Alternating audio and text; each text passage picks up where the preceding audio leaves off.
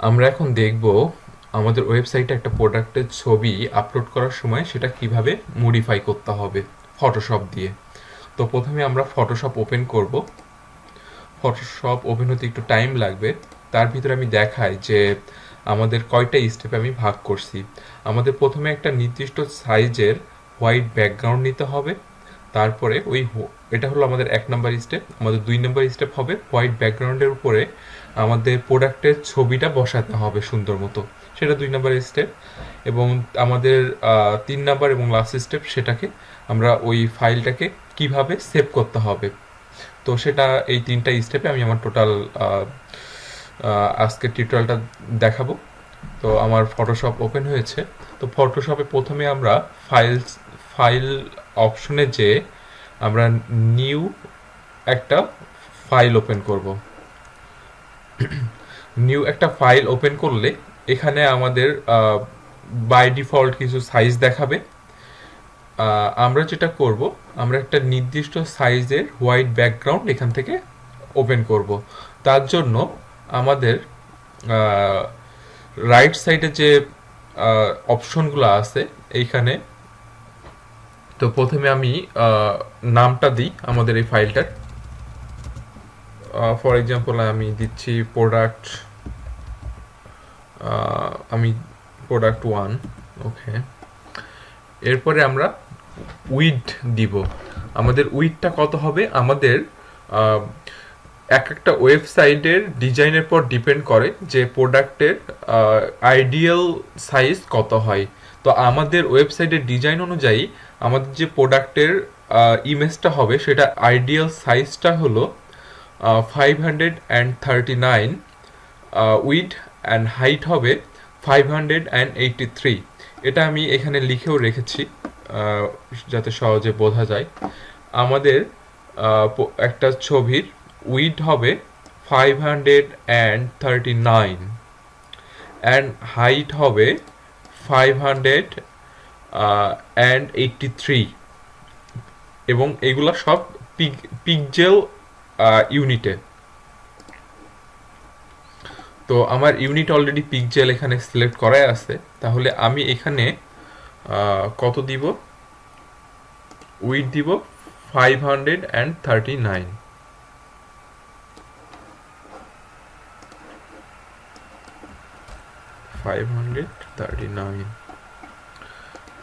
and height দিব 583।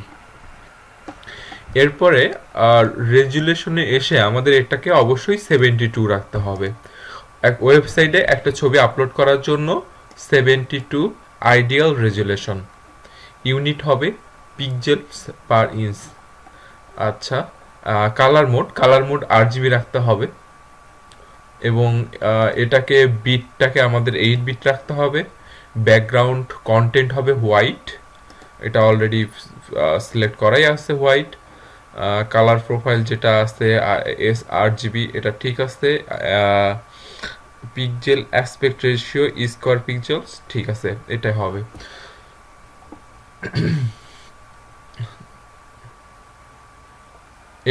এবার create বাটনের পর ক্লিক করতে হবে।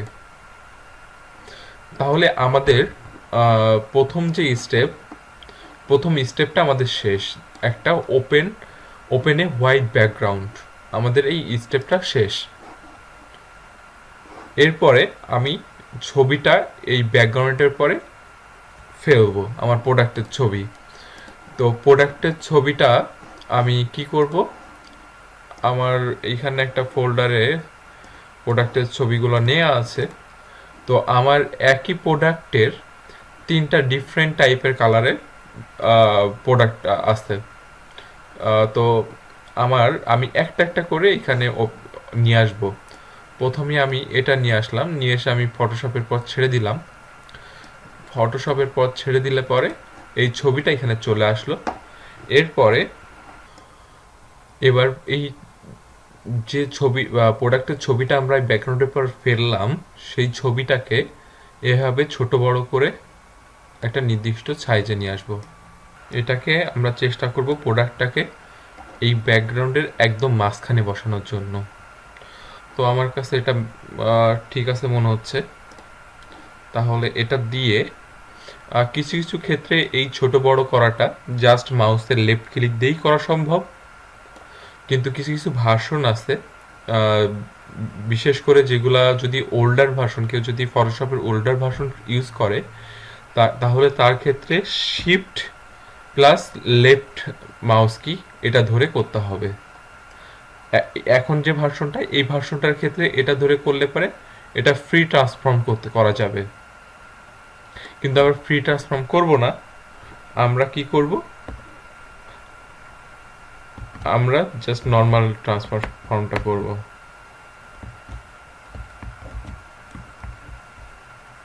আচ্ছা, ছবিটা আমরা জায়গা মতো বসানোর পরে ইন্টার ইন্টার পর ক্লিক করব। ইন্টার পর ক্লিক করলে এটা বসে যাবে। আমি দেখছি আমার ছবির এইখানে ছোট্ট একটা অন্য একটা কালার আসছে বা অন্য কিছু একটা আসছে, ওটা আমি রিমুভ করে দিব। এটা আমি জাস্ট নর্মালি ব্রাশ টুল ইউজ করতে পারি অথবা ক্লোন টুল ইউজ করতে পারি। আমি ব্রাশ টুল ইউজ করতেছি। আমাদের এই প্রোডাক্টের টোটাল 3টা ছবি আছে, তার ভিতরে একটা কালারের ছবি আমাদের এটা সেট আপ করা হয়ে গেছে। এরপর আমরা যেটা করব, এভাবে আমরা এরপরের যে ছবিটা, সেই ছবিটা আমরা এখানে নিয়ে আসব। আবার এভাবে আমরা ফটোশপের পর ছেড়ে দিব। ছেড়ে দেওয়ার পরে এটাকে আবার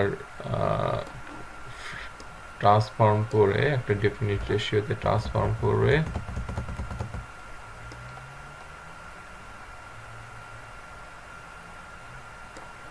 ওকে মাঝখানে রাখার চেষ্টা করব। আচ্ছা, আরেকটা প্রোডাক্টের আর একটা ছবিও সুন্দর মতো বসানো হয়ে গিয়েছে। এবার ইন্টার টিপ দিলে পরে এটা বসে যাবে।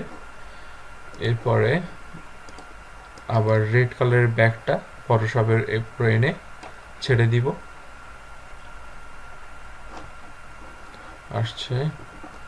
আচ্ছা, এটাকে আবার রিসাইজ করে এর মতো, যেহেতু সবগুলো ব্যাগ একই সাইজের, আমি চেষ্টা করছি সবগুলো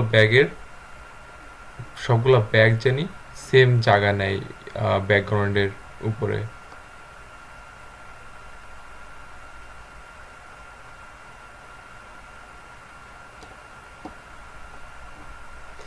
আমার মনে হয় এগুলা ঠিক আছে। এবার ইন্টারের পর ক্লিক করব, দিলে পরে আমার 3টা ছবি আমি পেয়ে গেলাম। এরপরে রাইট সাইডে এসে আমরা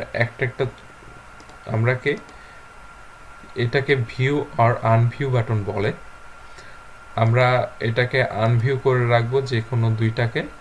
আমরা শুধুমাত্র যে ছবিটা আমরা পেতে চাই, শুধু ব্যাকগ্রাউন্ডটা আর সেই ছবিটা আমরা ভিউ করে রাখবো, অন্যগুলা আনভিউ করে রাখবো।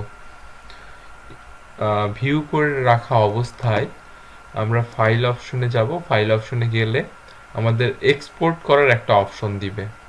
কিছু কিছু ভার্সনের ক্ষেত্রে সেভ ফর ওয়েব এই অপশনটা এইখানেই থাকে, সেভ এজ এর নিচেই থাকে। তো কিছু কিছু ক্ষেত্রে কি থাকে, এটা আবার এক্সপোর্টের ভিতরে থাকে। এক্সপোর্টে যে সেভ ফর ওয়েব লেগেসি, এই অপশনটা আমরা সিলেক্ট করব। সিলেক্ট করে আমাদের এখানে আমরা এখানে কতগুলো আমাদের অপশন আছে সিলেক্ট করার। একটা JPG high, JPG low, JPG medium, PNG 24, PNG 8। PNG 24 আমরা ইউজ করব না এই কারণ এটা ছবির সাইজটাকে অনেক বড় করে ফেলে, সেজন্য আমরা এটা ইউজ করব না নর্মালি। তো আমরা কি ইউজ করার চেষ্টা করব, হয় জেপিজি মিডিয়াম ইউজ করার চেষ্টা করব অথবা পিএনজি 8 ইউজ করার চেষ্টা করব আমাদের সেভ করার সময়। তো আমি পিএনজি 8 সিলেক্ট করতেছি। এই পিএনজি 8 সিলেক্ট করলে পরে আমি দেখি আমার ছবির সাইজটা আসতেছে। এখানে সাইজটা এইখানে দেখা যাবে। সাইজটা দেখা যাইতেছে 71.97 কিলোবাইট। তো আমি এখানে PNG 8 selective diffusion transparent dither colour, এটা আমাদের জন্য বড় হয়ে যায়। আমরা চেষ্টা করব আমাদের ইমেজের সাইজটা এই লেফট সাইডে ছবির নিচে যেখানে সাইজটা দেখা যাচ্ছে ইমেজের এই সাইজটা আমরা আমরা সর্বোচ্চ চেষ্টা করব 40 থেকে 50-এর আশেপাশে রাখার জন্য। এটা 70 কিলোবাইট হয়ে গেছে, সেজন্য আমি এই ছবিটাকে কম্প্রেস করে ছোট করার জন্য আমি জেপিজি মিডিয়াম দিব। জেপিজি মিডিয়াম দিলে দেখতে পাচ্ছি যে আমাদের ছবিটা তখন সাইজ হয়ে যাচ্ছে 21.93 কিলোবাইট। আমরা জেপিজি মিডিয়ামের জায়গায় যদি হাই দিয়ে দিই তাহলে দেখি 38.99 কিলোবাইট। আমার কাছে মনে হচ্ছে যে এটা একটা পারফেক্ট সাইজ একটা প্রোডাক্টের ছবির জন্য। তা সেক্ষেত্রে আমরা এখন যেটা করব, আমরা জাস্ট আমরা চাইলে পরে এইখানে কোয়ালিটি কম বেশি করেও আমরা এখানে এই সাইজটাকে ছোট বড় করতে পারি, ইমেজের সাইজটাকে। তার কোয়ালিটি আমি যেহেতু 75 দিয়েছে এইখানে, সেহেতু এইখানে এই 53.66 কিলোবাইট হয়ে গেছে। এটা আমি যত কোয়ালিটি যত এখানে কমাইতে থাকবো তত এখানে ইমেজের সাইজটা কমতে থাকবে। তো আমি এক্স্যাক্টলি 60 রাখলাম, দিয়ে অপটিমাইজড করলাম, করে এবার জাস্ট সেভ দিয়ে দিব। সেভ দিলে পরে আমি এখানে প্রোডাক্টের নাম দিলাম প্রোডাক্ট 1 গ্রে।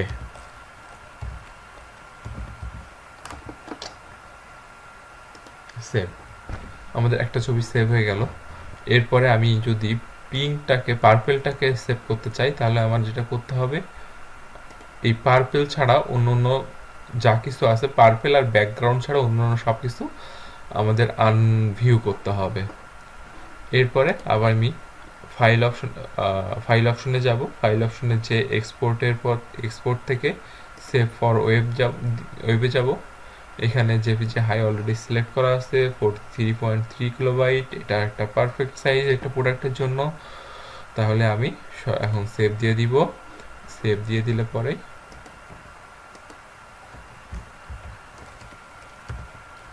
এটা হলো পার্পল।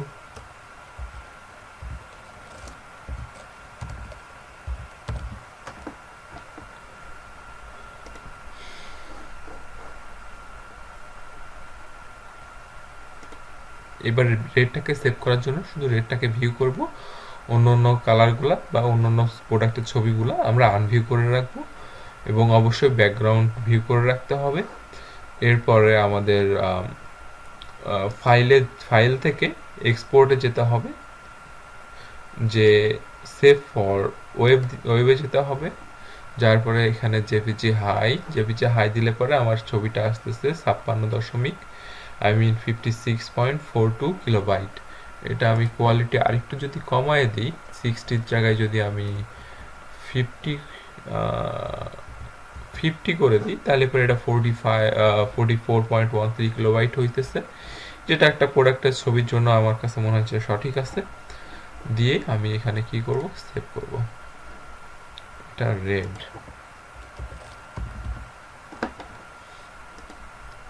এভাবে আমাদের ছবিগুলো আপলোড করার জন্য উপযোগী হয়ে গেল। তাহলে আমাদের মেন যে পার্থক্যটা আসলো সেটা হলো যে আমি যদি এই ছবিটার সাথে, এটা আমাদের আগের ছবি, একটা জাস্ট ব্যাগের যে ছবিটা ছিল, আর আমি এখন দেখব যে ছবিগুলো কেবলমাত্র সেভ করলাম সেগুলো কোথায় আছে।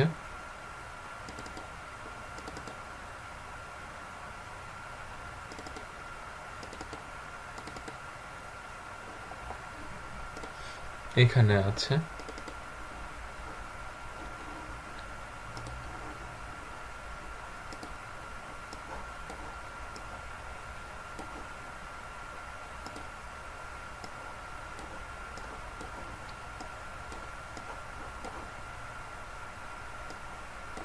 আমি ছবিগুলাকে একটা পাশাপাশি নিলাম কম্পেয়ার করার জন্য। বেসিক্যালি দুইটা একই ছবি, একই জিনিস দেখা যাচ্ছে, কিন্তু আমি যদি এটার পর আমাদের আগের যে ছবিটা আমরা রিসাইজ করলাম সেটার ফাইল ইনফোতে যদি যাই, তাহলে আমরা যেটা দেখতে পারবো যে এর dimension 600 × 600, that means 600 pixel with 600 pixel height.